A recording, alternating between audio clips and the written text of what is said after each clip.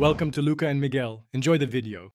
In this video, I will explain how to replace AC condenser on 2015 GMC Sierra step by step. Start by disconnecting the battery and evacuating refrigerant using certified equipment.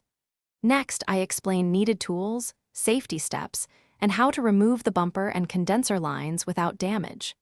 I cover correct O-ring replacement, condenser orientation, and how to pressure test for leaks. Follow each step slowly and keep parts organized for easy reassembly.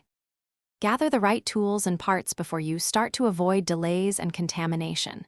I recommend a clean work area, labeled trays, and camera photos during disassembly to simplify reassembly. Replace O-rings with the correct size and lubricate with proper PAG oil to prevent leaks. If the receiver dryer is old or the system was open to air, replace it to protect the new condenser. Work methodically and keep fasteners in order. Begin with bumper and trim removal to expose the condenser and AC lines clearly. Label and photograph each connection, then carefully disconnect the lines and cap them to avoid dirt entry. Unbolt the condenser mounts and lift the unit out, watching for fin damage and bent brackets.